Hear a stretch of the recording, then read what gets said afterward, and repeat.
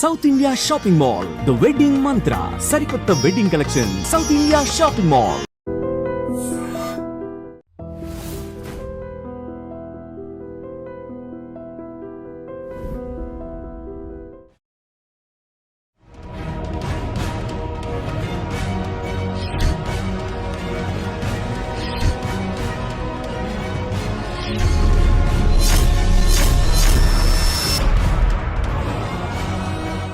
పొగ త్రాగుట, మద్యం సేవించుట ఆరోగ్యానికి హానికరం.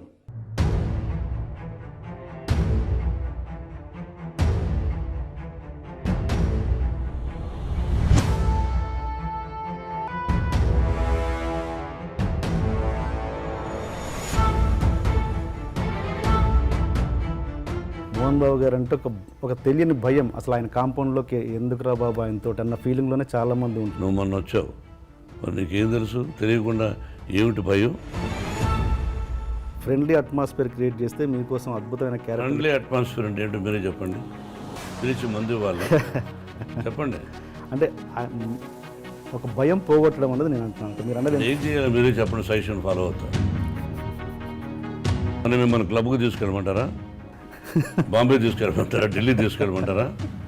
నా ఇంటికి పిలిచి డైలీ విస్కీ నాకు తెలియదు సార్. అంటే మీరు తెలియనప్పుడు ఎలా వేస్తారు క్వశ్చన్? మీరంటే ఒక భయం అయితే ఉంది ఇండస్ట్రీ. క్వశ్చన్ ఎందుకు వేస్తారు మీరు? అంటే మీరు కొంతమంది దర్శకుల విషయంలో కొంచెం హార్ష్గా బిహేవ్ చేశారన్నది ఎంతవరకు వాస్తవం? పోనీ ఒక దర్శకుడు పేరు చెప్పండి. డైరెక్టర్ సూర్యకిరణ్ని మీరు చేసుకున్నారన్నది. సెట్లు ప్యాక్ ఆడడం, ఆ కారణంలో ప్యాక్ ఆడుతూ ఉంటాడు. అది ఎవరు తప్పు అంటే దర్శకుడు తప్పు. ముడ్డి మీద అన్నారు. Sorry to that. సెట్లకి ఎందుకు వచ్చారా? పవిత్రమైన కళామ తల్లి. మీ సెట్లో ఎప్పుడు ఇలాంటివి జరగవు? నా సెట్లో అవుట్డోర్లో ఒక సందర్భంలో ఆడితే కాలుతో వెళ్ళి టేబుల్ తంతే పైకి ఎగిరింది. అంటే అది మీరు గొప్ప విషయం అనుకుంటారా? మూర్ఖత్వం అనుకుంటా. ఈ క్వశ్చన్ అడిగే ముందు మళ్ళీ ఈ క్వశ్చన్ ఎందుకు అడుగుతున్నారు, మీ ప్రూఫ్ ఏమైనా ఉందా అని అడగండి. మామూలు ఒపీనియన్ మీ ముందు పెడుతున్నాను నేను, అంతే. ఏంటంటే మోహన్ బాబు గారు రౌడీజం చేసి సెటిల్మెంట్ చేసి అలా పైకి వచ్చారు అన్నది ఎంతవరకు బిగినింగ్ కెరీర్ నచ్చి? మీకు కుటుంబం ఉన్నది మాత్రం గుర్తుపెట్టుకోండి.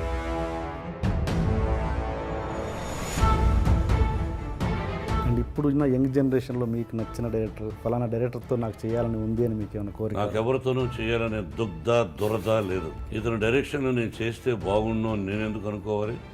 వాళ్ళకి నచ్చితే పెట్టుకుంటారు. సపోజ్ మీరు రజనీకాంత్ గారు ఆత్మీయులు, బట్ ఒక పబ్లిక్ ప్లాట్ఫామ్లో ఉన్నప్పుడు వాళ్ళని వాడు వీడు అని సంబోధిస్తుంటారు మీరు. అంటే మీకున్న చనువు అన్నది పబ్లిక్ చూపిస్తుంటారు. అది ఎంతవరకు కరెక్ట్ అన్నది నేను తప్పు అని అనడానికి మీరెవరు? వాడికి నాకు ఇష్టమైనప్పుడు, మా ఇద్దరికి ఇష్టమైనప్పుడు మీరెవరు? మీకు ఎంతమంది గర్ల్ ఫ్రెండ్స్ ఉన్నారు సార్? మీరు ఏ క్వశ్చన్ వేయాలి, ఏ ప్రశ్న వేయాలి, ఏ ప్రశ్న వేస్తే ప్రజలకు బాగుంటుందని వేయకుండా పర్సనల్కి వెళ్ళారు.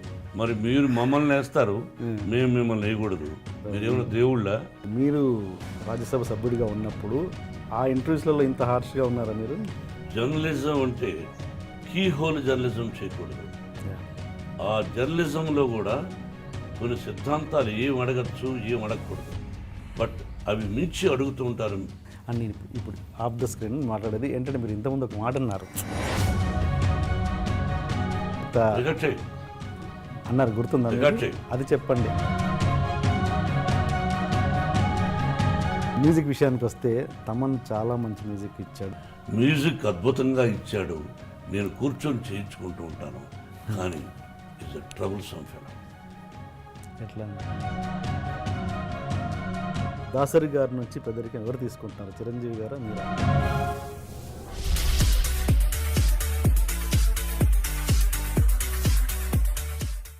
సార్ నమస్తే, welcome to my show sir.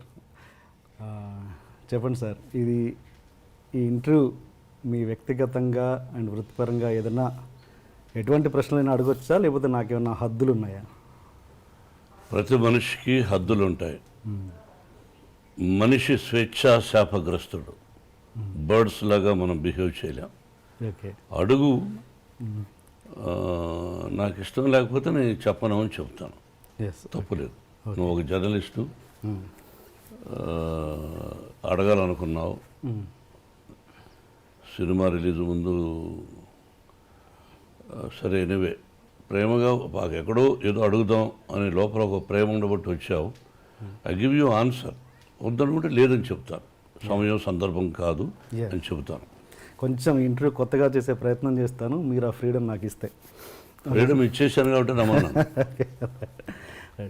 ఈ మధ్య నేను అంటే ఈ ఇంటర్వ్యూ చేసే క్రమంలో నేను ఒక వీడియో చూసాను. ఏది 40 years మీరు పూర్తి చేసుకున్న సందర్భంలో మీరు ఒక స్పీచ్ ఇచ్చారు. అది నాకు చాలా రియల్లీ టచింగ్. నాకంటే నన్ను కదిలించిన స్పీచ్ అది. అంటే నేను చూసిన, అంటే నేను ఒక సినిమా లవర్గా ఇన్ని సంవత్సరాలుగా నాకు తెలిసిన, నా పరిధిలో నాకు తెలిసిన మోహన్ బాబు గారి కంట నేను ఎప్పుడూ తడి చూడలేదు. ఫస్ట్ టైం నేను ఆ స్పీచ్లో చూశాను. అంటే నాకు అప్పుడే అనిపించింది, అంటే మోహన్ బాబు గారిలో ఉన్న కఠినత్వమే చాలామందికి తెలుసు, ఆయనలో ఉన్న సున్నితత్వాన్ని ఎంతో కొంత జనాలకు చూపిద్దామని నా ప్రయత్నం నేను చేస్తాను, మీరు సహకరిస్తే. ఓకే, ఆల్రెడీ సహకరించేసాను. Okay sir. మామూలుగా ఇండస్ట్రీలో ఆ సహకరించడంలో నేను కొంచెం గిల్లే ప్రయత్నాలు చేయొచ్చు. ఇండస్ట్రీలో గౌరవాల్లో 2 రకాలు ఉంటాయండి. ఒకటి అబ్బో మహానుభావుడు అని భక్తితో ఇచ్చే గౌరవం, ఇంకొకటి అబ్బో వీటితో మనకెందుకులే అని భయంతో ఇచ్చే గౌరవం.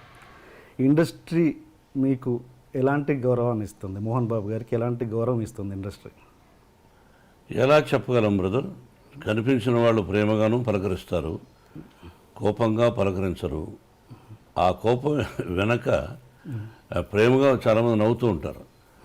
అది విషపు నవ్వా, ప్రేమతో కూడిన నవ్వా అనేది how can we judge as a human being? నేను ఎవరికి చెడు చేయలే, మనసా వాచ చెడు చేయలే. నా సినిమా పరిశ్రమ కళామతండి. నేను నిర్మాతగా నా నటీనటులు నా సినిమాలో చేసేవాళ్ళు ఏమన్నా ఆలస్యంగా వచ్చి కోప్పడ్డాలు జరుగుతాయి. దానికి బ్యాడ్ ప్రాపగండా ఎక్కువ చేశారు. అయ్యో మోహన్ బాబుతో ఎందుకు అనేది కూడా తోటి హీరోలు అనుకుంటే కూడా నాకంటే తక్కువ స్థాయి, అంటే ఆలస్యంగా అంటే లేటుగా వచ్చినటువంటి హీరోలు నాతో సరిసమానంగా ఒక ముందు వెనక అటు ఇటు నాకంటే ముందు వచ్చిన హీరోలు ఎవరూ చెప్పలేదు. కానీ నా తర్వాత ఇండస్ట్రీకి వచ్చిన కొంతమంది హీరోలు పండుగట్టుకొని వాళ్ళ గ్రూపులో కొంతమంది నన్ను గురించి బ్యాడ్ ప్రాపగండా చేశారు. అతని పక్కన హీరోయిన్స్తో ఎలా అనేవాళ్ళు, ఆ హీరోయిన్ లేటుగా వచ్చిందనుకో, 9కి రావాల్సిన అమ్మాయి 10:30కి వచ్చిందనుకో, ఆ అమ్మాయి వచ్చేలోపుగా హీరో కానీ నిర్మాత కానీ దర్శకుడు కానీ భయంకరంగా తిట్టుకునేవాడు. ఆ అమ్మాయి వస్తానే ఆ హీరో హాయ్ అని సరదాగా మాట్లాడుకొని ఏమీ తెలియనట్టు 1 గంట 2 గంటల అయిన తర్వాత అవును విషయం ఓకే, నెక్స్ట్ పిక్చర్ ఏంటి అని వీడు అడిగేవాడు. ఆ అమ్మాయి మామూలుగా XYZ మోహన్ బాబు గారు కూడా ఉన్నారు. మోహన్ బాబా,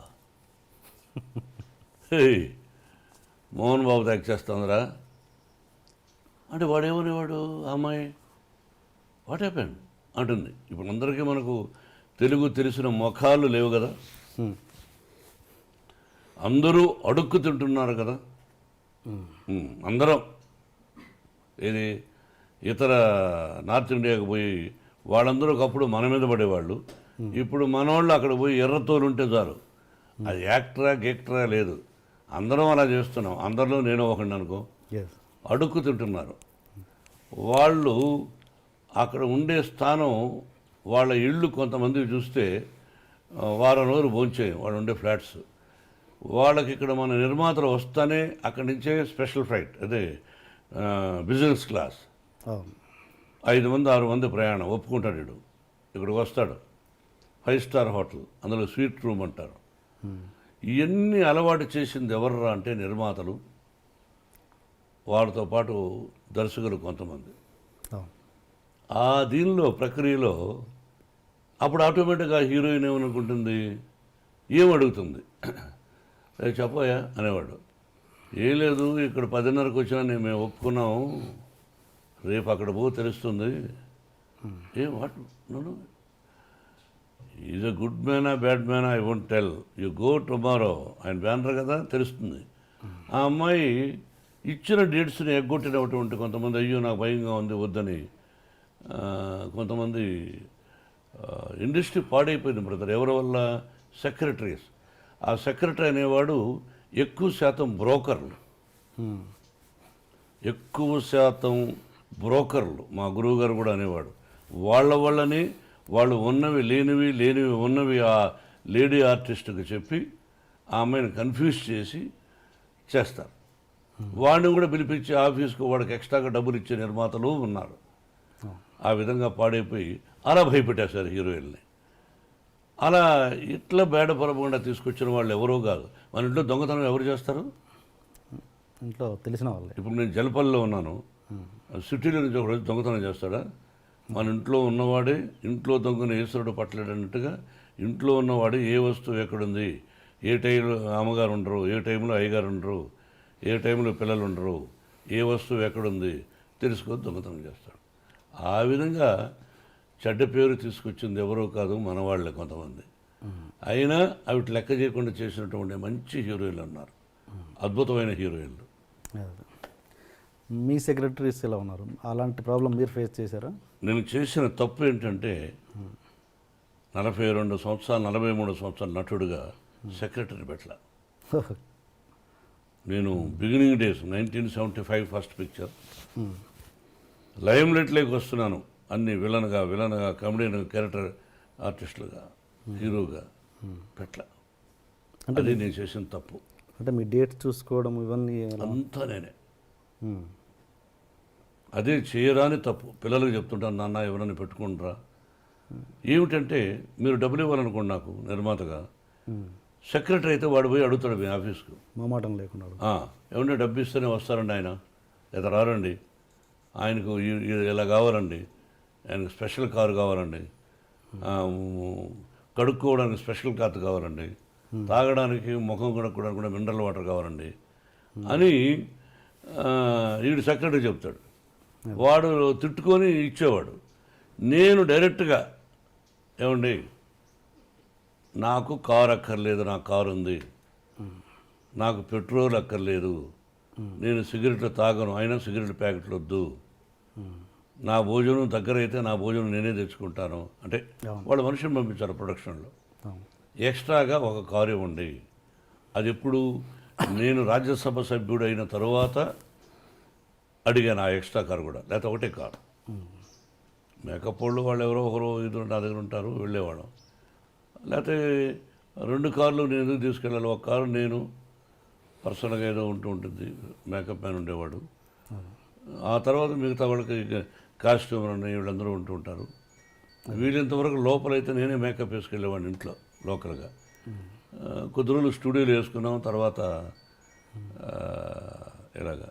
ఓకే, అంటే దాంట్లో కష్టాలు లాభాలు కూడా ఉన్నాయి కదా సార్. అంటే సపోజ్ అదే సెక్రటరీని పెట్టుకుంటే వాళ్ళు మీడియేషన్ చేసేసి రెమ్యునరేషన్లు ఎక్కువ చెప్పేసి అలాంటి ప్రాబ్లమ్స్ కూడా ఉంటాయి కదా. అలా నేనేమీ చేయలేదు బ్రదర్, డైరెక్ట్గా నేనే డబ్బులు అడిగేవాడిని, నేనే డేట్స్ ఇచ్చేవాడిని. అలా జరిగాను. డబ్బులు వాళ్ళు ఇవ్వకపోతే డబ్బులు అడిగేవాడిని, ఏమంటే మీరు డబ్బులు ఇస్తున్నారు ఎందుకు ఇవ్వలేదని. దాంతో వాడు పోయి ఏంటే చాలా రఫ్గా వాడు చెప్పేవాడు, చాలా రఫ్గా అడుగుతున్నాండి డబ్బులు, ఇలా మాట్లాడుతున్నా అండి, డబ్బులు ఇస్తేనే వస్తానంటాడు. అవును, డబ్బులు ఇస్తేనే వస్తాను, డబ్బులు ఇవ్వకపోతే ఎందుకు పని చేయాలి?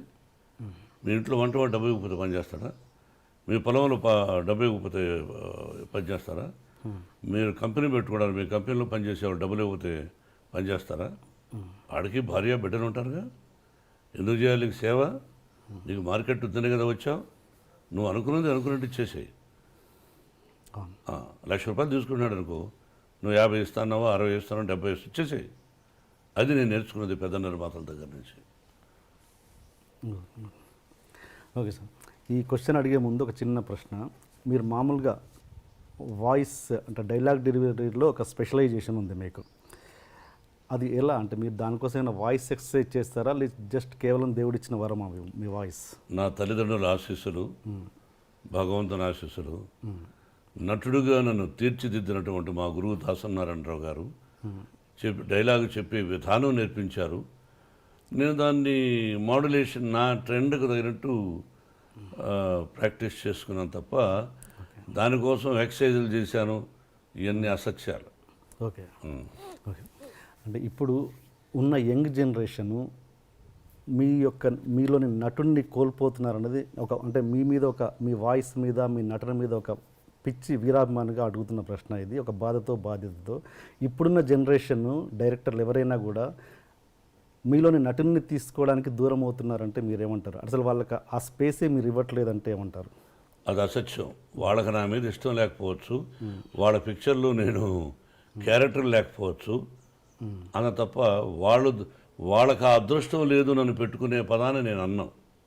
అట్లా కాదుగా, మోహన్ బాబు గారు అంటే ఒక తెలియని భయం, అసలు ఆయన కాంపౌండ్లోకి ఎందుకురా బాబు ఆయనతో అన్న ఫీలింగ్లోనే చాలామంది ఉంటారు. ఏం భయం అని వాళ్ళనే అడగాలి. మీరు ఆ ప్రశ్న నన్ను వేసే ముందు మోహన్ బాబు గారు అంటే ఏమిటి భయం, నీకు 7 గంటల కంటే 6:30కు వస్తాడా రాడా, ఆయన ఒక సినిమాకు ఒక అమౌంట్ మాట్లాడుకున్న తర్వాత ఎక్కువ ఏమని అడిగాడా, మీకు తెలుసా? అది మీరు మొన్న వచ్చారు దర్శకుడిగా, మేధావులు భారతదేశంలో దర్శకుడు అనే పదానికి అర్థం చెప్పిన వాళ్ళతో యాక్ట్ చేశారు. నువ్వు మొన్న వచ్చావు, మరి నీకేం తెలుసు? తెలియకుండా ఏమిటి భయం? ఓకే, ఏమిటి భయం? నీతో నువ్వు సెలెక్ట్ చేసుకున్న వాళ్ళ ఆర్టిస్టులు అందరూ కోసం నువ్వు భయపడవా? చెప్పు. ఓకే, అంటే ఓకే, అంటే తెలియని ఒక భయం అయితే క్రియేట్ అయింది కదా, అది ఎందుకు క్రియేట్ అయింది? అంటే నా సిన్సియారిటీని చూసి, నా డిసిప్లిన్ చూసి, నా పద్ధతులు చూసి కరెక్ట్గా వస్తాడు. రాజమౌళి యమదొంగ అద్భుతంగా తీశాడుగా, ప్రేమించాడుగా. పూరి జగన్నాథ్ యాక్ట్ చేశాను, ప్రేమించాడుగా. మరి వాళ్ళందరూ నన్ను ఎంత అద్భుతంగా చెప్పారు కూడా. దర్శకుడికి గౌరవం అంటే ఇదా, ఎంత ఉందా అన్నది రాజమౌళి చెప్పాడు, పూరి జగన్నాథ్ చెప్పాడు. మరి వాళ్ళు one of the top directors కదా ఈ రోజున. అవును, మరి ఓకే. అలాంటి అంటే ఆ టైప్ డైరెక్టర్ని పక్కన పెడితే ఇప్పుడు కొత్తగా జనరేషన్ ఒక సినిమాతో సక్సెస్ కొట్టిన వాళ్ళు కొత్త దర్శకుల గురించి మాట్లాడుతున్నాను నేను. వాళ్ళు అసలు మీ దాకా రావాలంటే కొంచెం భయపడుతున్నారండి. అంటే కొంచెం అద్భుతమైన, అంటే మీరు ఫ్రెండ్లీ అట్మాస్ఫియర్ క్రియేట్ చేస్తే మీకోసం అద్భుతమైన క్యారెక్టర్. ఫ్రెండ్లీ అట్మాస్ఫియర్ అంటే ఏంటో మీరే చెప్పండి, పిలిచి మంది వాళ్ళ చెప్పండి. అంటే ఒక భయం పోగొట్టడం అన్నది నేను అంటున్నాను. అంటే మీరు అన్నది ఏం చేయాలి మీరే చెప్పండి, సజెషన్ ఫాలో అవుతా. మనం మిమ్మల్ని క్లబ్కి తీసుకెళ్ళమంటారా, బాంబే తీసుకెళ్ళమంటారా, ఢిల్లీ తీసుకెళ్ళమంటారా, నా ఇంటికి పిలిచి డైలీ విస్కీ నాకు తెలియదు సార్. అంటే మీరు తెలియనప్పుడు ఎలా వేస్తారు క్వశ్చన్? మీరంటే ఒక భయం అయితే ఉంది ఇండస్ట్రీ. క్వశ్చన్ ఎందుకు వేస్తారు మీరు? తెలియనప్పుడు ఎలా వేస్తారు? వాళ్ళనే అడగాలి. ఎవరైతే భయపడుతున్నారో ఎందుకు భయపడుతున్నారని మీరు అడగాలి. అడిగినప్పుడు he will give you answer. After that you come and ask me. Okay, అంటే నా బాధ ఏంటంటే సార్, మీకోసం అద్భుతమైన క్యారెక్టర్లు రాసేవాళ్ళు. నాకు అర్థమైంది మీ మనసులో. మీరు మంచి నటులు, బయట యాక్ట్ చేస్తే బాగుండు కదా అని. అది వాళ్ళు చెప్పాలి బ్రదర్, టు బి ఫ్రాంక్. ఇది నేను సీరియస్గా మాట్లాడేది కదా, సరదాగా మాట్లాడుకుంటున్నాం. You are not my enemy, I'm not your enemy. అది వాళ్ళని అడగాలి. తర్వాత నా టాలెంట్ వాళ్ళకి నచ్చచ్చు, నచ్చకపోవచ్చు అనుకోవచ్చుగా. టాలెంట్ విషయంలో నచ్చకపోవడం అంటే ఏముండదు సార్, కేవలం అదొకటే. ఎక్కువ నాకు తెలిసినంత వరకు సిన్సియారిటీ బ్రదర్, అంతే. ఓకే, నాకు యాక్ట్ చేయడానికి అభ్యంతరం ఏముంది? కాకపోతే ఎక్కువ శాతం ఈ మధ్య నేను వద్దులే అనుకున్నా పిల్లల కోసమని. విష్ణు, మనోజ్ యాక్ట్ చేస్తున్నారు, చాలు చేసింది. కొంతకాలం విద్యానికేతన్ ఎడ్యుకేషన్ ఇన్స్టిట్యూషన్స్ పెట్టాం, దానిలో ఎక్కువ శాతం టైం గడిపి ఇక్కడ మనవడు మనవరాండ్రు చూసుకుంటూ అటు ఇటు అట్లా స్పెండ్ చేస్తున్నాను తప్ప అదే హ్యాపీనెస్. ఓకే, అందుకే సంవత్సరానికి ఒక సినిమా చాలని అనుకున్నా. ఓకే, మీరు పూరి జగన్నాథ్ గారితో చేస్తున్నప్పుడు మీ వర్క్ రిలేషన్ ఎలా ఉంది సార్? I like him. ఎక్కడ బాగుంది. ఓకే, అంటే మీరు కొంతమంది దర్శకుల విషయంలో కొంచెం హార్ష్గా బిహేవ్ చేశారన్నది ఎంతవరకు వాస్తవం? పోనీ ఒక దర్శకుడు పేరు చెప్పండి. డైరెక్టర్ సూర్యకిరణ్ని మీరు చేసుకున్నారన్నది ఎంత? ఈ రోజున సూర్యకిరణ్ ఆ విధంగా చెబితే మీకు నా యావదాస్తిని మీకు ఇచ్చేస్తా. ఓకే, యావదాస్తిని మీకు ఇచ్చేస్తా ఈ రోజుకి అతను చెప్పిన. Okay, done. రాసేస్తా ఎంటీ పేపర్ మీద. లేదా మీరేమిస్తారు? క్వశ్చన్ వేశారు మీరు, అతను కాదంటే మీరేమిస్తారు? అది కూడా కావాలి నాకు. పబ్లిక్లో ఉన్న ఒక ఒపీనియన్ పబ్లిక్లో ఇవన్నీ ఉంటాయి. పబ్లిక్ ఏం తెలుస్తుంది? పక్కింటోడికి మనం ఏమిటి తెలియదు. అమెరికాలో పక్కింట్లో ఈ ఇంటర్వ్యూ యొక్క ఉద్దేశం అది క్లియర్ చేయడం తప్పించేసి నాది కరెక్ట్ అన్న ఉద్దేశం కాదండి. ఎవరో మూర్ఖులు అనుకుంటారు ఆ విధంగా. బుర్ర పనిచేయని వాళ్ళు అనుకుంటారు. ఓకే. హీరోయిన్ కొట్టారు అని అంటారు. కొట్టానా, కేకలేసానా, ఏం వేసానన్నది అది నాకు తెలుసు. ఓకే. ఆ సెట్లో ఉన్న దర్శకుడు తెలుసు. యా. సెట్లో ఉన్నటువంటి 100 మంది అందరికీ తెలుసు. ఎందుకు కొట్టాలి? కేకలేసాం, నో డౌట్. టైం ప్రకారం రానప్పుడు, నా దర్శకుడిని అగౌరవంగా మాట్లాడినప్పుడు, నా దృష్టిలో దర్శకుడు రథసారథి. ఎస్. సెట్లో నటుడు దర్శకుడు చెప్పినట్టు యాక్ట్ చేసామా, వెళ్ళిపోయినామా? అక్కడ నీకు అధికారం లేదు తిట్టే అధికారం దర్శకుడిని. చాలా గొప్పవాడు దర్శకుడు. అలా తిట్టినప్పుడు ఆ అమ్మాయి ఇప్పుడు చాలా సఫర్ అవుతుందండి పాపం, భోజనం కూడా లేకుండా ఆ హీరోయిన్ ఆ బిహేవియర్ వల్ల. ఓకే. అండ్ మీకు ఇన్ని ఎవరు చేసుకున్న పాపం వాళ్ళే ఇక్కడే అనుభవిస్తారు. ఎప్పుడూ కాదు, పూర్వజన్మ, ఇంకొక జన్మ, Exactly. నువ్వు కరెక్ట్గా ఇంకో జన్మలో అనుభవిస్తావు రేపిచ్చోడ. స్వర్గం నరకం ఇక్కడే చివరిలో తెలిసిపోతుంది. మనిషి జీవితం బిగినింగ్ బాగా కష్టపడాలి, చివరి దశలో ప్రశాంతంగా పోవాలి, శభాష్ అనిపించుకోవాలి. ముందు బాగా డబ్బు ఉండి ఆ డబ్బును పోగొట్టుకొని మనిషి పోకూడదు. మేమంతా డబ్బు లేకుండా వచ్చాం, ఫుడ్కి కూడా కష్టపడి వచ్చాం. భగవంతుని ఆశీస్సులతో సిన్సియారిటీతో ₹4 సంపాదించాం. 10 మందికి ఎడ్యుకేషన్ ద్వారా సహాయం చేయగలుగుతున్నాం. అది ఓకే. మామూలుగా మీకు ఇన్ని క్రాఫ్ట్స్ మీద కమాండ్ ఉంది కదా, నాకు తెలిసి మీరు ఒక గొప్ప నటులు. అండ్ స్క్రిప్ట్ మీద కమాండ్ ఉంది, ఫైట్స్ మీద కమాండ్ ఉంది, అన్నిటి మీద ఎక్కువ కమాండ్ ఉంది. బట్ మీరు డైరెక్షన్ చేయాలని మీరు ఎందుకు అనుకోలేదు ఎప్పుడు? అంటే చాలామంది సెలబ్రిటీస్ కంటే మీరు అర్హులు. అన్నిటి మీద కమాండ్ ఉంది. 24 క్రాఫ్ట్స్ నాకు తెలుసు అనడం అవివేకం, మూర్ఖత్వం. తెలుసుంటే నేను ఫెయిల్యూర్స్ ఎందుకు తీశాను? ఫెయిల్యూర్స్ ఎందుకు వచ్చాయి తీశానని చెప్పను. ఎందుకు వచ్చాయి ఫెయిల్యూర్స్? అలా చెప్తే ఎవరు పూర్తి కమాండ్ ఎవరికీ ఉండదు అండి. మా గురువు గారు కూడా అది 24 క్రాఫ్ట్స్ ఆయన హెల్ప్ చేశాడు, ఓకే, గౌరవించాడు, అట్లా వెనకేసుకొచ్చేవాడు. అన్నీ తెలుసు అని అన్నాను. తెలుసు, కొంత భాగం వరకు బాగా తెలుసు, కానీ సక్సెస్ అనేది మన చేతుల్లో ఉండదు. ఒకటి దర్శకుడిగా చాలా కష్టం బ్రదర్. అంటే నాకు పెద్ద వీక్నెస్, భయంకరమైన వీక్నెస్, సెట్టుకు వచ్చావు ఫోన్ మాట్లాడకూడదు, ఏం చేయాలో డైలాగు, నీ టైమింగు, ఆ మూడు, ఈ షాట్ తర్వాత నెక్స్ట్ షాట్ ఏం తీయాలి అనే ఆలోచనలో ఉంటాను దర్శకుడు అనేవాడు. సెట్లు ప్యాక్ ఆడడం, ఆ కారణంలో ప్యాక్ ఆడుతూ ఉంటాడు. అది ఎవరు తప్పు అంటే దర్శకుడు తప్పు. ముడ్డి మీద తినాల. Salute to that. సెట్లకి ఎందుకు వచ్చారా? పవిత్రమైన కళామ తల్లి. నువ్వు కంప్యూటర్ ఇప్పుడు ఉన్నాయి ఒక కంపెనీస్, ఇన్ఫోసిస్ అని రకరకాలుగా. నువ్వు పోయి ప్యాక్ ఆడతావు అక్కడ? రాజ్యసభలో ఆడతావా, అసెంబ్లీలో ఆడతావా, పార్లమెంట్ ఎక్కడ ఆడతావు? చెప్పు. నీ ఇంట్లో ఒక 5 మంది పనులను పెట్టుకుంటావు, తాపీ మేస్త్రిలో ఇల్లు కట్టేదానికి. వాడు వచ్చి మార్నింగ్ రాకుండా ప్యాక్ ఆడుతాను, ఒప్పుకుంటావా? ఒప్పుకున్నప్పుడు నువ్వు అసమర్థుడివి. అలాగే కొంతమంది అసమర్థులు. డిసిప్లిన్ తల్లిని గౌరవించాలి, కళామ తల్లి. అది మీ సెట్లో ఎప్పుడు ఇలాంటివి జరగవు.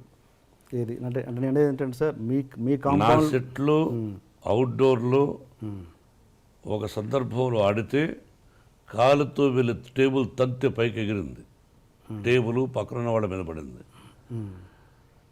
ఇది 10 సంవత్సరాలకు ముందు, 20 సంవత్సరాలకు ముందు కూడా. ఓకే. ఆ తర్వాత నన్ను అడిగేవాడు, సార్ మాకు 1 గంట వరకు షూటింగ్ లేదట, అటు పోయి ఆడుకోవచ్చు అని. ఓకే భయ్యా మీ ఇష్టం అనేవాడిని. కానీ సెట్లో మీ అసిస్టెంట్ని పెట్టండి, షాట్ రెడీ అయితే మీ అసిస్టెంట్కి మా అసిస్టెంట్ డైరెక్టర్ చెప్తాడు, వాడు నిన్ను వచ్చి పిలవాలి. మీకు అర్థమైందా? సెట్ లోపల అదే ఒక Ramoji film city, Annapurna studio, ఫ్లోర్లో నేను అలౌ చేయను. ఓకే. నా పద్ధతి అది. దీనివల్ల మోహన్ బాబు అంటే భయపడతారు, మోహన్ బాబు అంటే అయిష్టత చూపిస్తారు తప్ప నేను అతనికి కానీ అతని కుటుంబానికి కానీ ఏ చెడు చేయలేదు, చెయ్యబోను కూడా. That is not my character. నా కుటుంబాన్ని నేను చూసుకుంటే చాలు. పద్ధతిగా ఉండాలని కోరుకున్నప్పుడు చెడ్డవాడు అంటారు. ఇప్పుడు నా కొడుకులు విష్ణు కానీ మనోజ్ కానీ సినిమాలు యాక్ట్ చేస్తున్నారు, కావాలని బ్యాడ్ ప్రాపగంట ఇంటర్ఫియర్ అవుతారని. ఏంటి ఇంటర్ఫియర్? నీ కొడుకు బాగా చదువుతుండో లేదో అని చూసుకోవా? నీ కొడుకు బాగా ఉద్యోగం చేస్తున్నారో లేదో అని అడగవా? నీ భార్యను అడగవా? ఎగ్జాక్ట్లీ. మరి నా కొడుకు బాగా చేస్తున్నా లేదని అడగవా? 4 గోడల మధ్య అతను ఏం తీస్తున్నాడు నా నిర్మాత కథ చెప్పునా అన్న అంటాం. ఇక్కడ చాలామంది ఉన్నారు, అన్నీ ఇంటర్ఫియర్ అవుతారు, వాళ్ళ గురించి పట్టించుకోరు, నన్ను గురించి మాట్లాడతారు. ఎందుకు వచ్చిందంటే వచ్చింది అంతే. ఒక 5 ఏళ్ళు ఒకటిగా ఉండవు, నన్ను గురించి అలా వచ్చింది. ఎంతమంది దర్శకులు ఉన్నారు? మరి దాసనారాయణ గారు ఎందుకు అన్నింటిలో ఇంటర్ఫియర్ అవుతాడండి? ఆయన గురించి కూడా చెడు ఉంటారుగా మీరు. మరి ఆయన ఎవరికి ఇతరులకు చెడు చేయలేదు, అన్నింటిలో ఇంటర్ఫియర్ అయ్యి అన్ని బాధ్యతలు మనం నెత్తునేసుకున్నప్పుడు ఇప్పుడు మీకు ఇంకోరు గొడవ జరిగితే అదే చెప్పే ఈ పిక్చర్లో గాయత్రి పటేల్, అరే నీకు నాకు గొడవ జరిగితే మన ఇద్దరిలో ఎవడో ఒకడు పోవాలరా, నీ పక్కన మనుషులు నా పక్కన మనుషులు వాళ్ళ అమాయకులు చచ్చిపోతున్నారు, మన ఇద్దరేమో గొప్పవాడు అనిపించుకుంటున్నాం సొసైటీలో, ఎలా గొప్పవాడరా అనే దాని గురించి రామాయణ భారతాల గురించి కూడా చెప్పాను. ఇప్పుడు మీ కాంపౌండ్లో ఉన్న కమెడియన్స్ కొంతమంది ఆడుతున్నారు, మీరన్న పేకాట అన్నది కానీ ఎంటర్టైన్మెంట్ కానీ, వాళ్ళకు మీరు కలిసినప్పుడు మీ కాంపౌండ్లో కలిసినప్పుడు వాళ్ళకి ఏం చెప్పరా మీరు? నేను ఒకరికి సలహాలు ఇచ్చేంత గొప్పవాడిని కాదు, నా దగ్గర వద్దని చెప్తాను, అంతవరకు పాటించాలి. Okay okay okay sir. ఇంకా మళ్ళీ ఈ క్వశ్చన్ అడిగే ముందు మళ్ళీ ఈ క్వశ్చన్ ఎందుకు అడుగుతున్నారు, నీ ప్రూఫ్ ఏమైనా ఉందా అని అడగండి, మామూలుగా ఒపీనియన్ మీ ముందు పెడుతున్నాను నేను అంతే. ఏంటంటే మోహన్ బాబు గారు రౌడీజం చేసి సెటిల్మెంట్ చేసి అలా పైకి వచ్చారు అన్నది ఎంతవరకు బిగినింగ్ కెరీర్ నచ్చి? I'm very happy for that question. ఒక్కటి ప్రూవ్ చేస్తే మీకు అర్థమైందా? ఒక్కటి మోహన్ బాబు గారు పలానా చోట చేశారని చెప్పిన రోజున మీ ముందే కాల్చుకుంది అనిపోతాను, అంత పదం అన్నాను. ఓకే. ప్రూవ్ చేయకపోతే మీరేం చేస్తారో ముందు అగ్రిమెంట్ రాయాలి. ఆ వ్యక్తి మోహన్ బాబు గారు ఇలాగా మా దగ్గర అన్యాక్రాంతంగా ₹1 తీసుకున్నాడన్నా, ఇలా చేశాడు, రౌడీలను పిలిపించానన్నా. రౌడీ అంటే ఎవడు? మీరు రౌడీయే, నేను రౌడీయే. మన స్కిన్ను మనం కాపాడుకోవాలన్నప్పుడు తిరగబడేవాడు ప్రతి ఒక్కడు రౌడీయే. మన స్కిన్ను మనం కాపాడుకోకపోతే మనం అసమర్థులం అయిపోతాం. ఆ విధంగా చెప్పిన రోజున ప్రూఫ్, ఓకే, ఇది దైవ సాక్షిగా పంచభూతాల సాక్షిగా చెప్తున్నమాట, అపఖ్యాతిని క్రియేట్ చేయడం కోసం ఒక్క ప్రూఫ్. ఏం భయపడాల్సిన అవసరం లేదు. ఓకే. ఇతరుల సొత్తును మట్టి పిడవలే భావించవలని చెప్పేవాడు మా నాన్న. ఆమె perfect income tax SSC. Cinema కోసం కానీ ఏదైనా డబ్బు తీసుకున్నా ఎవరి దగ్గరైనా గౌరవప్రదంగా ఇంట్రెస్ట్తో పాటు ఇస్తూ ఉంటాను. అప్పు చేస్తాం, ఇస్తాం గౌరవప్రదంగా. Never the dream. అది చెప్పుంటే అసత్యం, ఏదో ఎవరో చెప్పించుంటారు. ఒక్క ప్రూఫ్ చాలు. నా 13 సంవత్సరాల, నా 42 సంవత్సరాల నట జీవితంలో ఇంటిల్లపాది సూపర్ సూపర్ పంచభూతాల సాక్షిగా చెప్పా. Great sir. అండ్ ఇంకోటి అదే మాట అనేవాళ్ళు ఇది కూడా అంటారు, మోహన్ బాబు గారు దాసరి గారికి, పరిటాల రవికి అండ్ రజనీకాంత్కి బినామీ అని. ఇది కూడా క్లియర్ చేయండి. అన్నం తినేవాళ్ళు ఎవరు అది చెప్పరు. అన్నం తింటారు చూసారా? మా ఊళ్ళో అన్నం అంటే సంగటి కూడా అన్నమే, గంజి కూడా అన్నమే. అది తినేవాళ్ళు ఎవరు అది చెప్పరు. ఉంటే సినిమాలకు అప్పు ఎందుకు చేస్తాం? అది ఇంకంతే, ఒకటే ఆన్సర్. ఓకే. మామూలుగా ఇండస్ట్రీలో దాసరి గారికి, రాఘవేంద్రరావు గారికి ఎంతో కొంత, అంటే వాళ్ళు ఎంత మాట్లాడుకున్నా కూడా ప్రొఫెషనల్ రైవలరీ అనేది ఉంటుంది. నాకు తెలిసినంత వరకు లేదు. లేదా?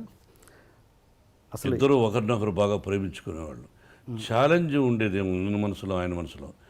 రాఘవేంద్రరావు గారు ఒక హిట్ ఇస్తే అరే దానికంటే గొప్ప హిట్ ఇవ్వాలి మనం అనే తాపత్రయం ఆయనలో ఉండుండొచ్చు. ఓకే. ఇద్దరు మంచివాళ్ళు, ఒకరినొకరిని ప్రేమించుకుంటారు. ఓకే. ఇద్దరూ నన్ను ప్రేమిస్తారు. ఓకే ఓకే దానికి క్వశ్చనే లేదు. మీరిద్దరు వాళ్ళతో క్లోజ్గా ఎలా ఉండగలిగారు అన్నది నా క్వశ్చన్. ఇద్దరు నా మంచితనం వాళ్ళకి ఇష్టపడ్డారు. అందుకే రాఘవేంద్రరావు గారు కూడా సొంత సినిమాలు పెట్టుకున్నాడు. ఆ సినిమా సూపర్ హిట్ అయింది, అల్లరిమొగుడు. ఓకే ఆ కుటుంబంతోనే నాకు సన్నిహిత సంబంధాలు ఉన్నాయి. ఓకే సరదాగా ఘర్షణ పడతాం అంతేగాని జీవితంలో అతను నాకు చెడు తలపెట్టడు, నేను అతను చెడు తలపెట్టను. ఓకే. అండ్ మీరు పెద్దవంశీ గారితో ఒక సినిమా చేశారండి, డిటెక్టివ్ నారద అని. ఫ్లాప్. ఆ సినిమా చేస్తున్నప్పుడే వంశీ గారి చేస్తున్నప్పుడు కొద్ది సినిమా చేసిన తర్వాత ఆయన వర్క్ నచ్చో నచ్చో తర్వాత సినిమా కూడా చేస్తానని ఆయనతో మీరు మాట ఇచ్చిన మాట వాస్తవమా కాదా? సినిమా మళ్ళీ ఈ చేద్దాం. సినిమా అయిన తర్వాత నా సినిమాను చేయాల్సి వస్తుంది, ఓన్ బ్యానర్లను డబ్బులు కూడా ఇచ్చారు. ఈ రోజుకు మీరు ఇల్లు అడిగినా చెప్తాడు. ఈ రోజుకి అతని మీద నాకు గౌరవం ఉంది. సినిమా ఫ్లాప్ అయినంత మాత్రం అసమర్థుడు కాదు, అతను సమర్థుడే. ఫ్లాప్ బట్ ఆ ఫ్లాప్ అవ్వడం వల్ల కంటిన్యూ చేయలేదు ఆ సినిమా. అంతగా ఎవరైనంత వ్యాపారమేగా. నేను హీరోగా పనికిరానప్పుడు నన్ను పెట్టుకోరుగా మీరు. వ్యాపారం అంతే. మరి మదన్ ఎలా తీసుకున్నారు గాయత్రికి? Wonderful question. మదర్ ఎవరో తెలియదు నాకు. డైమండ్ రతన్ బాబు అని రైటర్, అతను ముందు ఈ కథ నుంచి వర్క్ చేస్తున్నాం. ఇది వేరే భాషా చిత్రం, అంటే మన ఇండియన్ భాష కాదు. కొన్నప్పుడు ఎవరా ఇద్దరు ముగ్గురు పేర్లు చెప్తూ అతను అన్నాడు, సార్ మదన్ అనే ఒక అతన్నాడు, అతను ఇంతకుముందు రైటరు ఏదో ఒకటి రెండు తీశాడు కానీ సక్సెస్ అది పెద్దగా లేదు, మీకు ఇష్టమైతే తెలియపరుడు అన్నాడు. పిలిపించవయ్యా అన్న. పిలిపించాము. ఆ ఒరిజినల్ పిక్చర్ చూపించాం. సార్ ఇలా తీస్తే పనికిరాదు, దీన్ని తయారు చేయాలి సార్ అన్నాడు. 6 మాసాలు కూర్చున్నాం. అతనికి నాకు వేవ్ లెంగ్త్, అంటే వేవ్ లెంగ్త్ అని ఇంగ్లీష్లో అంటారు, తెలుగులో ఇద్దరికి అండర్స్టాండింగ్ బాగా కుదురుతుంది. నేను చెప్పిన దానికి అతను తాళం వేయడు, అతను చెప్పిన దానికి నేను తాళం వేయలేదు. అట్లా పోటీ పడి సెలెక్ట్ చేసాం, మంచిగా తీసిచ్చాడు. అండ్ మీరు అంటుంటారు ఆ సినిమాలు ఏం చేయలేదు, ఆ డైరెక్టర్ చేసిన సినిమాలు ఏం చూడలేదు అన్నారు. నాకు తెలిసి 2-3 ఇంటర్వ్యూలో మీరు చెప్పారు. అంటే ఎందుకలా? అంటే ఆయన చేసిన ఒక మంచి సినిమా అయినా ఓకే, గతంలో ఆయన ఏంటి అని తెలుసుకోవడం అనేది ఇంపార్టెంట్ కాదా? నిజమే. ఇది ఒకటి మాత్రం ఆశ్చర్యం, నాలో ఉన్న వీక్నెస్ అనుకోవచ్చు. అసలు ఎలా తీశాడు ఇంతకుముందు సినిమా ఇతను అని చూడాలి. అవును, చూడాలి. అతనికి తెలుసు, చూడలే. అంటే అది మీరు గొప్ప విషయం అనుకుంటారా? మూర్ఖత్వం అనుకుంటాను, ఒక మూఢనమ్మకం అనుకుంటాను. నమ్మేశాను. అదే. సో ఎవరినైనా ఒక పర్సన్ మీకు దగ్గర వ్యక్తి ఎవరినైనా చెప్తే నమ్ముతారు మీరు? అన్నీ నమ్మను. అది నిజాలు ఏంటి నమ్ముతాను. అందులో ఒక మంచి టెక్నీషియన్ చెప్పాడు కాబట్టి నమ్మాను. ఓకే. ఆ తర్వాత బయట విచారించిన కూడా గుడ్ మ్యాన్ అని చెప్పారు. ఓకే. నమ్మాను. అంటే నేను ఏదంటే సినిమా ఇండస్ట్రీలో ఒక వ్యక్తిగా మీరు సినిమా ఇండస్ట్రీలో ఏం జరుగుతుంది, ఏంటి మేకింగ్, అవన్నీ తెలుసుకోవాలన్నది మీకు సినిమా ఇండస్ట్రీగా తెలుసుకుంటూ ఉంటాను. ఓకే. బయట సినిమాలు కూడా చూస్తాను. ఓకే. గొప్పగా ఒక హిట్ అయిన పిక్చర్ను లేకపోతే ఫ్లాప్ అయిన పిక్చర్ను తీసుకొచ్చి మనకు కథ చెప్తే రైటరు, ఆ తప్పులు కూడా జరుగుతాయి, అవి తెలుసుకుంటూ ఉంటాను. ఆ నలుగురు చూడలేదు మీరు? ఆ నలుగురు చూశా. ఆయన కాదు, అతను రైటర్. Okay, writer. ఓకే, అది చూశారు. మీరు ప్రతి ఇంటర్వ్యూలో ప్రతి ఫంక్షన్లో చూస్తుంటాను సార్, మీరు ప్రతిసారి షర్ట్ మీద ఒకటి ఇలా కప్పుకుంటారు. ఏంటి దాని లాజిక్ ఏమైనా ఉందా, రీజన్ ఏమైనా ఉందా, ప్రత్యేకమైన రీజన్? ఇదా ప్రతిసారి ఏదో ఒకటి కప్పుకుంటారు. ఈ మధ్యనే సరదాగా, అంతేనా? ఇది ఉంది, అమ్ముతున్నారు, ఇది ఒక ఫ్యాషను, ఓకే, అది అంతేగాని దీనికి ప్రత్యేకత ఏం లేదు. అంతేనా? స్టేజ్ల మీద కూడా చూశాను చాలాసార్లు. ఓకే సార్, అలా వేసుకున్నాను కాబట్టి అడిగారు. అలా అని చెప్పేసి ఇంతకుముందు దాసరి గారి టాపిక్ దగ్గర ఆగిపోయాం మనం. ఆయన మీరు విపరీతంగా గౌరవిస్తారు గురువు గారని, బట్ తెలియకుండానే ఆయన్ని చాలా భయపడుతుంటారట ప్రేమతో. ఎవరు? మీరు. అంటే బిగినింగ్లో భయపడేవాడిని. మీరు భయపడ్డం కాదు, మీరే ఆయన భయపట్టేవారంట. లేదా? ఆయన ఎవరికి భయపడ్డు. నేనంటే ఆ ప్రేమతో అదే అట్లా. దాసనారాయణరావు గారు నాకు భయపడతారు అని ఆయన లేని టైంలో నన్ను మీరు అడగకూడదు, నేను చెప్పకూడదు. ఆయన ఉన్నప్పుడైతే ఆయన ముందుగానే చాలా విషయాలు చెప్పేవాడిని. ఆయన నాకు భయపడతారనే పదాన్ని ఇప్పుడు చెప్పకూడదు. మీన్స్ ప్రేమతో, నేను అది సీరియస్ కాదు. నా ప్రేమకు భయపడచ్చు, అంతేగాని ఇస్ ఎ గ్రేట్ మ్యాన్. మీరు దాసరి గారు, రాఘవేంద్రరావు గారి ఇద్దరికి మార్కులు వేయాలంటే మీరు ఎవరికి వేస్తారు మీ సినిమాలలో? ఒక్క 0.5% అయినా. ఇద్దరు మేధావులే. దాసనారాయణ గారు ఆయనకు ఆయన, రాఘవేంద్ర గారు ఆయనకు ఆయన. ఇద్దరిలోనే ఎక్కువ ఫస్ట్ ఎవరంటే దాసనారాయణ గారు. యా హీఈస్ అంటే గురువు గారు అని అది తీసేసి, గురువు గారు అన్న పదం తీసేసి ఇద్దరిని డైరెక్టర్స్గా చూస్తే. మరి అక్కడ బాపు గారు కూడా ఉన్నారు ఆయన, చాలా గొప్ప వ్యక్తి. అంటే మీరు ఇద్దరు ఎక్కువ వీళ్ళతో చేశారు కాబట్టి అడుగుతున్నాను. చేయడమే కాదు, అతి సన్నిహితులు. యా అది నేను చెప్పడానికి కష్టం. నా వయసు, నా టాలెంట్ చాలదు. అండ్ వీళ్ళిద్దరిని పక్కన పెడితే, ఓకే బాపు గారు కూడా పక్కన పెడితే, ఇప్పుడున్న జనరేషన్లో అంటే మీరు చేసిన సినిమాలలో ఎవరు బెస్ట్ అనిపించవచ్చు? బెస్ట్ చెప్తారు మీరు. ఇది మీరు చేసిన అన్ని సినిమాలలో దాసరి గారు, రాఘవేంద్రరావు గారిని పక్కన పెట్టి, బాపు గారిని కూడా పక్కన పెట్టి, వేరే ఒక డైరెక్టర్ పేరు చెప్పండి, మంచి బెస్ట్ డైరెక్టర్ అని. కేఎస్ఆర్ దాస్ గారు ఉండేవారు. ఓకే. అండ్ ఇప్పుడు యంగ్ జనరేషన్లో రవిరాజ పినిశెట్టి, యా కేఎస్ఆర్ దాస్ గారు అప్పుడు, ఆ జనరేషన్ తర్వాత రవిరాజ పినిశెట్టి, బి గోపాల్. ఎస్. అండ్ ఇప్పుడు ఉన్న యంగ్ జనరేషన్లో మీకు నచ్చిన డైరెక్టర్, ఫలానా డైరెక్టర్తో నాకు చేయాలని ఉంది అని మీకు ఏమైనా కోరిక? నాకు ఎవరితోనూ చేయాలనే దురద లేదు. ఓకే. సో మీకు నచ్చిన ఇప్పుడు జనరేషన్ డైరెక్టర్స్ అందరూ ఇష్టమే, అందరినీ ప్రేమిస్తా, అందరినీ గౌరవిస్తా. ఇతని డైరెక్షన్లో నేను చేస్తే బాగుండు అని నేను ఎందుకు అనుకోవాలి? వాళ్ళకి నచ్చితే పెట్టుకుంటారు, అంతే. ఓకే. అండ్ దాసరి గారు ఆయన చనిపోయినప్పుడు ఆయన కనీసం చూడ్డానికి కూడా రాని వాళ్ళ మీద మీ అభిప్రాయం ఏంటి? అది వాళ్ళ సంస్కారం, వాళ్ళ విద్యత, అంతే. Okay. And one more question sir, మీరు ఎప్పుడు ప్రతి దాంట్లో, ప్రతి స్టేజ్లో కావచ్చు, ప్రతి ఎక్కడైనా ఒక చిన్న ఫంక్షన్లో కావచ్చు, వన్ మ్యాన్ షోగా ఉండడానికి ఎక్కువగా ఇష్టపడతారు ఎందుకు? మీరే అంతా అన్నట్టుగా వన్ మ్యాన్ షోగా ఎక్కువ మీరు ప్రిఫర్ చేస్తారు ఎందుకు? మీరే ఎక్కువగా మాట్లాడాలనడానికి, లేదా మీరే వన్ మ్యాన్ షోగా ఉండడానికి ఇష్టపడతారు? నాకు అర్థం కాదు ఆ ప్రశ్న. అంటే ఎక్కడ మీరు సపోజ్ ఎగ్జాంపుల్ చెప్తాను, మీరు ప్రతిదీ అందరిని అంటే మనకు ఎంతమంది గొప్ప వాళ్ళు ఆత్మీయంగా ఉండొచ్చు, సపోజ్ మీరు రజనీకాంత్ గారు ఆత్మీయులు, బట్ ఒక పబ్లిక్ ప్లాట్ఫామ్లో ఉన్నప్పుడు వాళ్ళని వాడు వీడు అని సంబోధిస్తుంటారు మీరు. అంటే మీకున్న చనువు అన్నది పబ్లిక్ చూపిస్తుంటారు. అది ఎంతవరకు కరెక్ట్ అన్నది నేను. ఎన్టీ రామారావు గారు మహానుభావుడు. ఒక ఫంక్షన్లో నేను చంద్రబాబు అంటుండేవాడిని, నన్ను మోహన్ బాబు అన్నా అనేవాడు. అదృష్టవశాత్తు కొన్ని అటు ఇటు అవుతాయి, కొన్ని హిట్ అవుతాయి. It is not in our hands. I wish ముగ్గురు ఈ రంగంలో రాణించాలని, ఇదే రంగంతో పాటు ఇంకేదైనా వ్యాపారం చేసుకోవాలని కోరుకుంటున్నాను. మీరు మంచులక్ష్మి గారు కలిసి యాక్ట్ చేసే సందర్భం ఇప్పుడు రావచ్చా? మీరు కథ తీసుకురండి, చేస్తాను. అలాంటి ఉద్దేశాలు చెప్పారుగా, మంచి కథ తండ్రి చేస్తాను. ఆ అమ్మాయికి ఒక పొగరుంది నా ముందు, నేను చాలా గొప్ప నటిని. నాకు ఇంకా అహంకారమా పొగర రకరకాలుగా ఉంది. నా ఎదురుగా ఎవరినో యాక్ట్ చేస్తే వాళ్ళకంటే నేను శభాష్ అనిపించుకోవాలి, నేను శభాష్ అనిపించుకోవాలి సినిమా చూసి అనే పొగరు నాకు ఉంది. సినిమా ఎవరైనా కథ తయారు చేసుకోవడం చేద్దాం. ఆ అమ్మాయిని ఏ సీన్లో కనిపించలేకుండా చేస్తాను. ఓకే. ఓకే. నటుడుగా. అదే. అండ్ ఇంకా మీరు ఈ కమర్షియల్ ఎలిమెంట్స్ పక్కన పెట్టి, లైక్ మీరు బాలీవుడ్లో దంగల్ లాంటి సినిమాలు, అలాంటి సినిమా దంగల్ అమీర్ ఖాన్ చేశాడే దంగల్, అంటే అమ్మాయితో అమ్మాయిలు కుస్తీ యా, అలాంటి అంటే ఎలాంటి కమర్షియల్ ఎలిమెంట్స్ లేకుండా, ఈ పాటలు ఫైట్లు ఇలాంటివి లేకుండా మీలాంటి నటులే చేయగలరు కదా, అద్భుతమైన నటన. అలాంటివి ఎందుకు చేయలేకపోతున్నారు మన హీరోలు? తీయాలని మన హీరో ఇతరుల గురించి నేను మాట్లాడాను.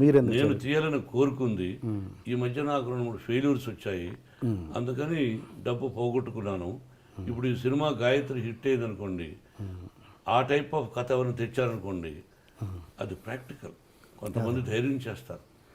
నేను కొన్ని సినిమాలు ధైర్యం చేశాను, మీకు అర్థమైందా? కాబట్టి ధైర్యే సాహసే లక్ష్మి అంటే ఇక్కడ లక్ష్మి ఉండాలి. ధైర్యే సాహసే లక్ష్మి అన్నారు, అంటే లక్ష్మి ఉంటేనే ధైర్యం వస్తుంది. అదే నీకు అర్థం కదా? అటువంటి చేయడానికి నాకు అభ్యంతరం లేదు. మా గురువుగారు ఎప్పుడూ తీశాడు మనుషులంతా ఒకటే అని, నేను యాక్ట్ చేశాను. ఓకే అండి, ఇప్పుడు గాయత్రి సినిమా గురించి మాట్లాడుకుందాం సార్. ఫిబ్రవరి 9వ తారీఖున ఉదయం ఆటతో మహాశివరాత్రి ఇంకా 2-3 రోజులు ఉందనంగా గాయత్రిని అత్యద్భుతమైన గాయత్రి మంత్రం, గాయత్రి దేవి 24 అక్షరాలు, 24 దేవుళ్ళు ఉన్నారు దానిలో. అటువంటి గాయత్రి మంత్రం, ఆ పేరు విష్ణుబాబు పెట్టాడు. అది ఫిబ్రవరి 9 రిలీజ్ కాబోతుంది. విభిన్న పాత్రలు పోషించాను. అడగండి. మీరు ప్రతి సినిమా రీమేక్లు ఎందుకు తీసుకుంటారు? Most of the movies remakes ఎక్కువగా ప్రిఫర్ చేస్తుంటారు, మీరు ఎందుకు? లేదే, రీమేక్లు అల్లరిమొగుడు రాఘవేంద్ర గారి రీమేక్ కానీ ఓకే ఉన్నాయి, నేను పర్సెంటేజ్ ఎక్కువగా ఉంటుంది, రీమేక్స్కి ఎక్కువ ప్రిఫర్ చేస్తారు అన్నది. చాలామంది ఇష్టపడతారు. మీరు హిస్టరీ తీసుకుంటే పేర్లు చెప్పను, ఓకే, రీమేక్ కోసం వెతకం. దొరికితే రైటర్ వచ్చి చెప్తాడు, సార్ పలానా లాంగ్వేజ్లోనే తీసి చూద్దామని అంటాం. బాగుంటే ఓకే. రీమేక్లు కూడా ఫెయిల్ అవుతుంటాయి కొన్ని. అవును, ఆ మలయాళంలో కొన్ని పిక్చర్స్ కొన్నాను నేను, అన్నీ హిట్గా 1-2 ఫెయిల్ అయినాయి. ఏది కంఫర్ట్గా ఫీల్ అవుతారండి? స్ట్రైట్ ఫిల్మ్ కంఫర్ట్గా ఫీల్ అవుతారా, రీమేక్ కంఫర్ట్గా ఫీల్ అవుతారా ఒక ఆర్టిస్ట్గా మీరు? డబ్బు విషయంలో రీమేక్ అయితే దానిలో ఏం తప్పులు ఉన్నాయి, ఏం డెవలప్ చేయొచ్చు మన నేటివిటీ కోసమని మనం అదే ఫస్ట్ ప్రిఫరెన్స్ ఇవ్వచ్చు. స్ట్రైట్ పిక్చర్ అయితే నటన అది ఇది ఒకటే, ఆ నటన చూసి నేను నటన చేయను, యాక్టింగ్ చేయను, కథ తీసుకుంటాను తప్ప వాళ్ళలాగా మనం ఎందుకు చేస్తాం? అప్పుడు I become a fool. No, కథ ఒరిజినల్ స్టోరీ అయితే కొంచెం డబ్బు కూడా ఎక్కువ ఖర్చు అయ్యే అవకాశాలు ఉంటాయి. Okay okay. అండ్ ఈ సినిమా విషయానికి వస్తే డైరెక్టర్ మదన్ అండ్ రైటర్ వచ్చి డైమండ్ రత్నబాబు, అసలు వీళ్ళిద్దరికీ ఏ రకంగా చూసుకున్నా కనెక్టివిటీ లేదు. అంటే ఆయన ఒక కామెడీ సినిమాలు ఎక్కువగా చేసి పేరు వచ్చిన రైటర్, ఈయనేమో ఒక ఆనలుగురు లాంటి సినిమాలు చేసిన వ్యక్తి.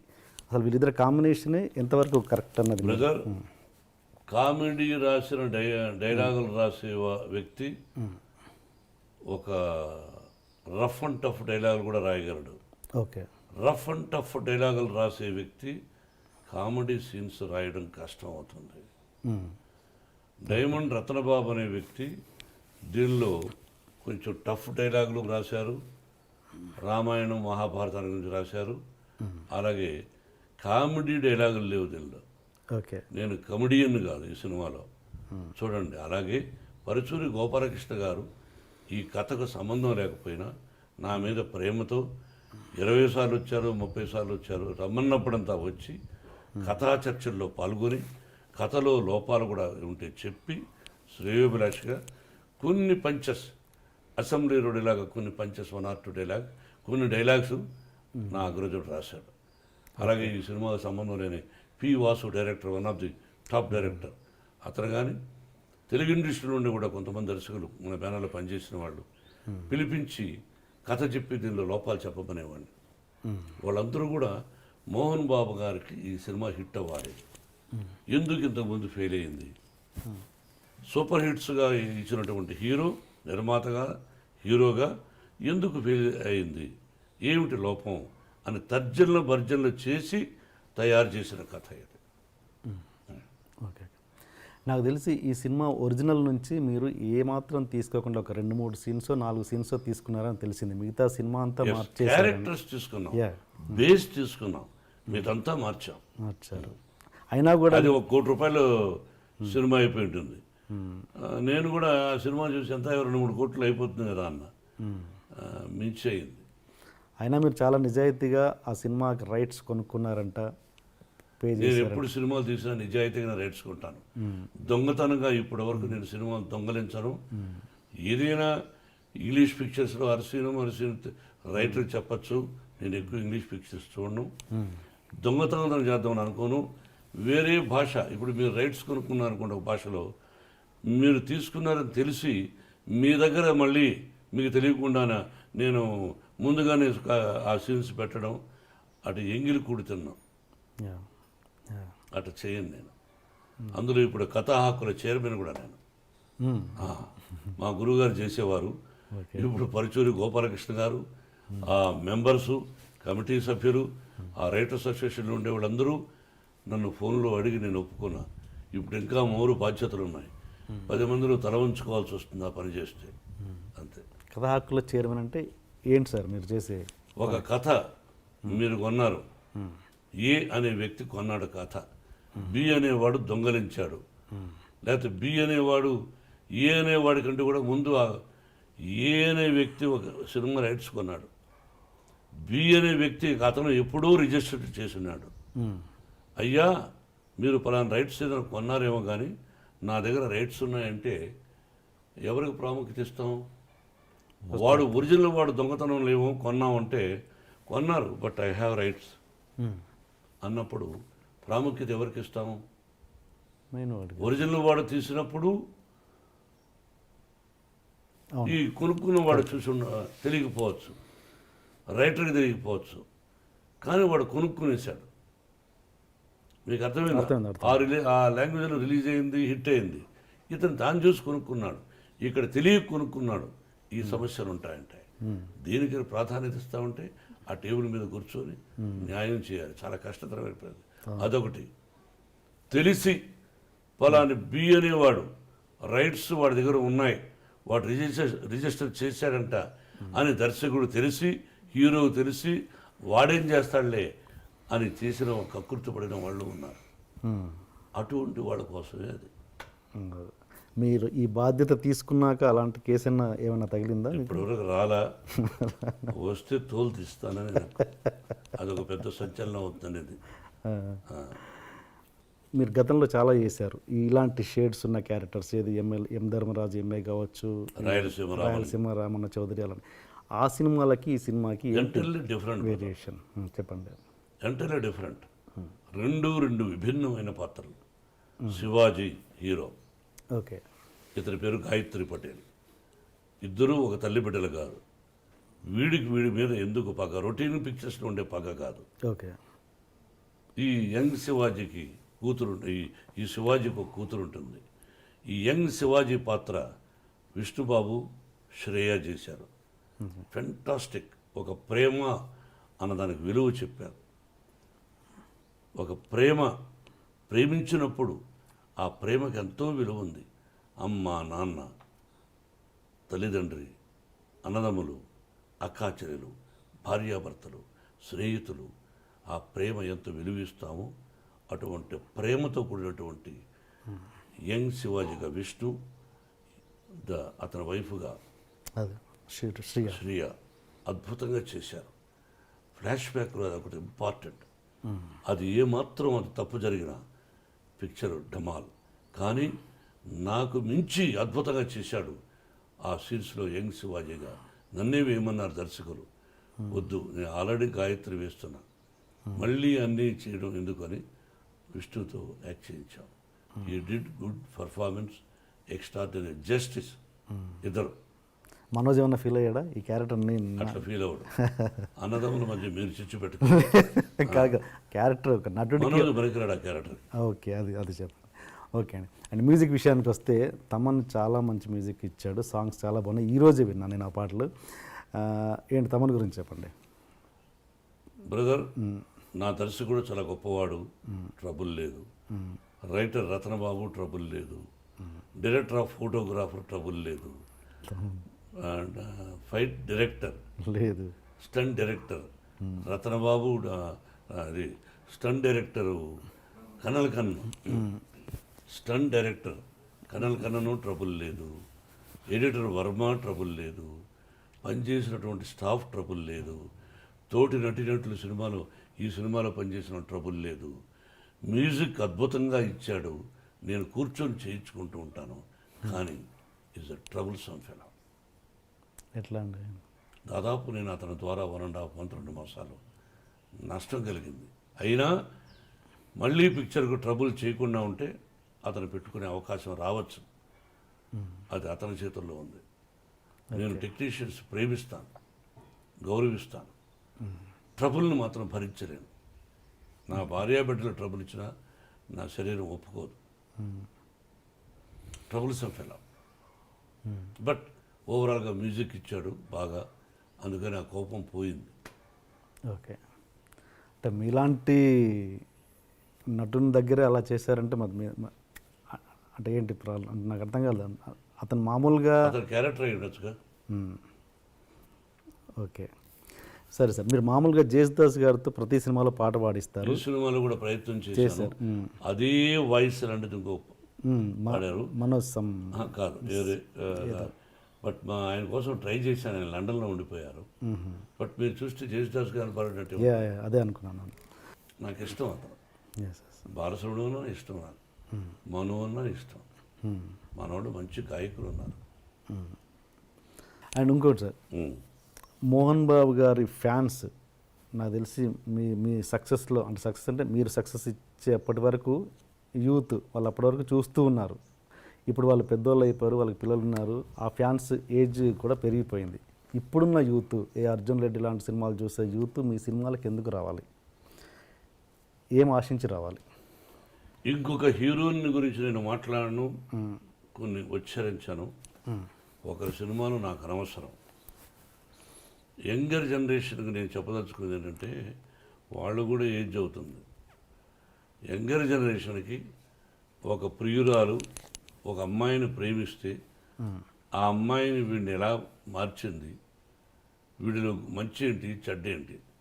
యంగ్ శివాజీ అంటే విష్ణువర్ధన్ బాబు, అతనిలో ఉన్న చెడ్డేంటి మంచి ఏమిటి, ఆ అమ్మాయిలో ఉన్న మంచి ఏంటి చెడ్డేంటి, వాళ్ళిద్దరూ ఎలా కలిశారు, ఆ ప్రేమకు నిర్వచనం ఎలా చెప్పారు.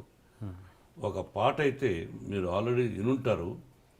పాట వింటూ మీరు ఆ పాటలోకి వెళ్ళిపోయి ఆ క్యారెక్టర్ ఉండేంత వరకు మీరు ఏడవకపోతే నా మాట అసలు గౌరవించకండి. మోహన్ బాబు కఠినమైనటువంటి హృదయం కలిగినటువంటి ఆవిడ ఆ యంగ్ శివాజీ పాత్ర ప్రారంభం నుంచి ఏమిటి ఎలా ఉంది మోహన్ బాబు గారు యంగ్ శివాజీ అలా అలా అలా అలా అలా అలా అలా చూసి కంటతర పెడతారు.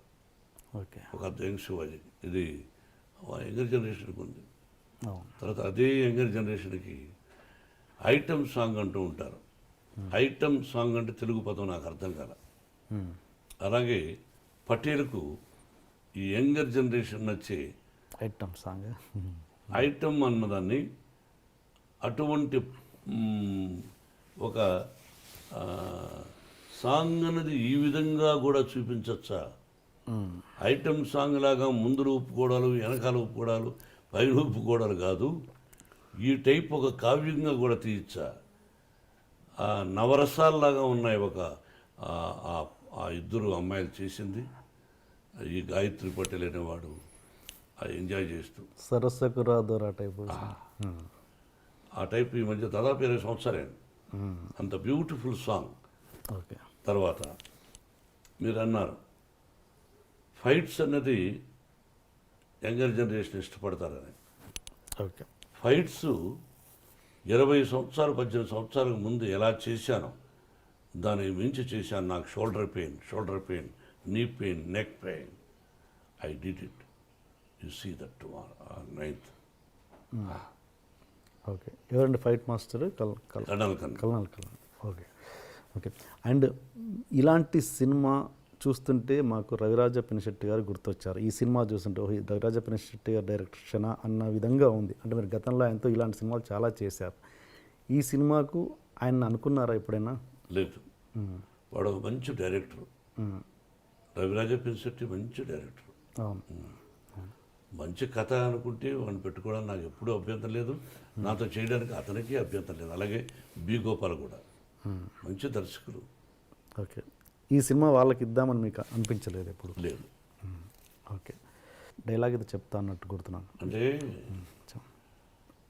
అనారోగ్యం ఎలా వస్తుందో చెప్పనా?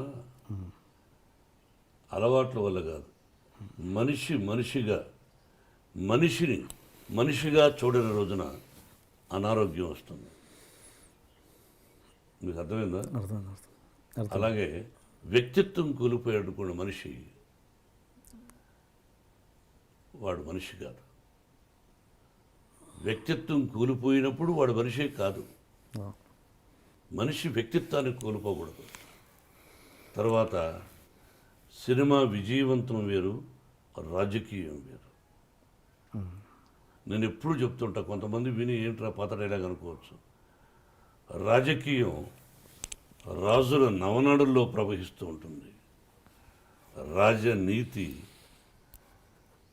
పురాణాల్లో పదిలంగా ఉంటుంది అన్నది తాండ్రపాపారాయుడు కృష్ణరాజు గారి పిక్చర్ చెప్పాను నేను. ఎంత మీనింగ్ ఆలోచించుకోండి. అలాగే దీనిలో ప్రకృతిని గురించి కూడా రాశాను డైలాగ్. నిప్పు కాల్చేస్తుంది, నీరు ముంచేస్తుంది, గాలి లేపేస్తుంది, ఆకాశం పిడుగు వేస్తుంది, భూమి పాతేసుకుంటుంది. ప్రాణమిచ్చి పంచభూతాలే కళ్ళెర్ర చేస్తే ప్రళయతాండమే వస్తుంది. ఎందుకురా నువ్వు ఇలా బిహేవ్ చేస్తావు అనే డైలాగు ఉంది. ఒక పేద రైతు సంవత్సరానికి 3 పంటలు పండిస్తూ ఉంటాడు. ఆ వ్యవసాయం తప్ప వాడికి ఏమీ తెలియదు ఆ రైతుకు. మాకు 3-4 ఎకరాలు ఉండేది. రైతును నేను రైతు పెట్టాను. ఉపాధ్యాయుడైనప్పటికీ మా నాన్నగారు ఆ పొలం 3 పంటలయ్యా, మాకు ఇంకేమీ తెలియదయ్యా, ఇది లాక్కోవద్దయ్యా అని ఒక రౌడీని ప్రాధేయపడతాడు వాడు. ఒక రైతు వాడు వినడు. అది తెలిసిన శివాజీ వాడికి, ఆ విలన్కి ఎలా రిటాక్ట్ ఇచ్చాడు, ఆ రైతుని ఎలా కాపాడాడు. ఇటువంటి సంఘటనలు ఉన్నాయి. వాడు అంటాడు, ఏరా పొలిటీషియన్స్, ఏరా పోలీసులు, వాడనే మాట ఆ రౌడీ, మీరు లాక్కుంటేనేమో అఫిషియల్గా లాక్కుంటేనేమో ఏదో ఒక పదం అంటారు, మీరు లాక్కుంటే పోలీసు వాళ్ళు లాక్కుంటే ఒకటి అంటారు, అఫిషియల్గా మీరు రాజకీయ నాయకుల లాక్కుంటారు ఏదో కట్టడాల కోసం అని అంటారు. మరి మేము లాక్కుంటే మాత్రం రౌడీజం అంటారు. ఇది ఎట్లరా న్యాయం అని అడుగుతున్నాడు. లాజిక్గా పొలిటీషియన్స్ లాక్కుంటే ఏదో లాజిక్ చెప్తాడు, పొలిటీషియన్ పోలీసు వాళ్ళు లాక్కుంటే వాడొక లాజిక్ చెప్తాడు, వీళ్ళిద్దరిది మంచి అని చెప్తారు. కానీ రౌడీ అనేవాడు లాక్కుంటే ఏమంటారు చెప్పండి? రౌడీజం అంటారు. మరి ఎట్లా చెప్పండి, నేను న్యాయం చెప్పానండి.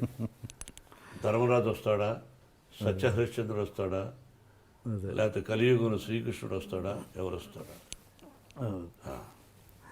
ఏంటి ఈసారి మీ యాక్టింగ్కి అవార్డు ఎక్స్పెక్ట్ చేయొచ్చా?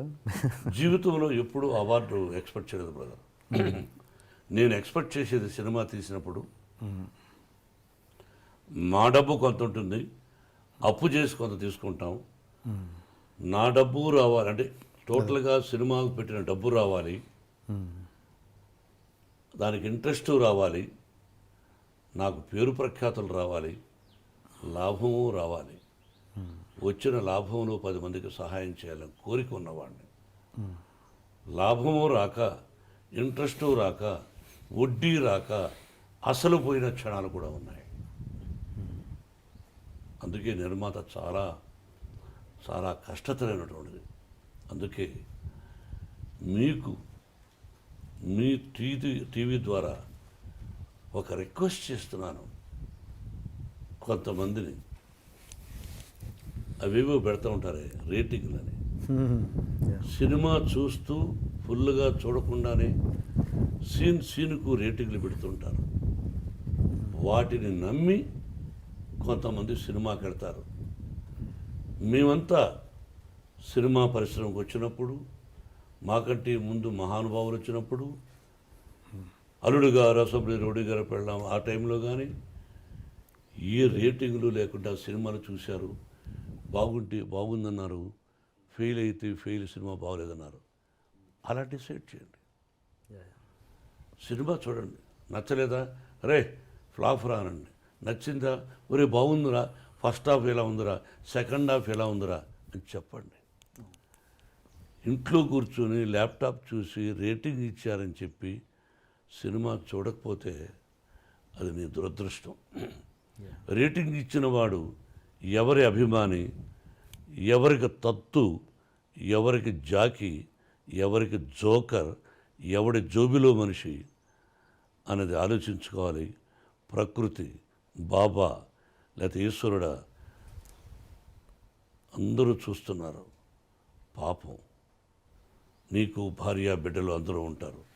నీ ఏకాభిప్రాయం రాయొద్దు. నువ్వు టీముని పెట్టుకో 25 మందిని సినిమా చూడమను. ఆ సినిమా చూసేటప్పుడు ఐప్యాడ్ పెట్టుకోవద్దు, సెల్ ఫోన్ పెట్టుకోవద్దు, ఏకాగ్రతగా చూడు. టీమును కూర్చో, ఆలోచించి పెట్టు. అది కోరుకుంటున్నా. అంతా తర్వాత నిర్మాత అంటే ఎంత కష్టమో చెప్పా. దొంగ సీడీలు చెబుతూనే ఉన్నాం, పైరసీ చేస్తుంటారు. అది కూడా మహాపాతకం. నా నోటితో చెప్తున్నా, నేను దైవభక్తుడిని, షిరిడీ సాయినాథుని భక్తుడిని, పరమేశ్వరుడి వరాన పుట్టాను. దొంగ సీడీలు చూస్తే మీ బ్రతుకులు దొంగ బ్రతుకులైపోతాయి. అంతే. ఇది దేవుడి శాపం మీకు అంటే మీరుగా sir, I like you, but దొంగ సీరియల్ చూసేవాడిని. ఎస్, డోంట్ ప్రోత్సహించకండి. మీకు కుటుంబం ఉన్నది మాత్రమే గుర్తుపెట్టుకోండి. దేవుడు ఏదో ఒక రూపేణ పనిష్మెంట్ ఇస్తాడు. ఎస్. అంటే ఒక రివ్యూస్ సినిమాని ఖచ్చితంగా ఎఫెక్ట్ చేస్తాయని మీరు నమ్ముతారా అని నా మిత్రులు, అమెరికా మిత్రులు చెబితే విన్నాను.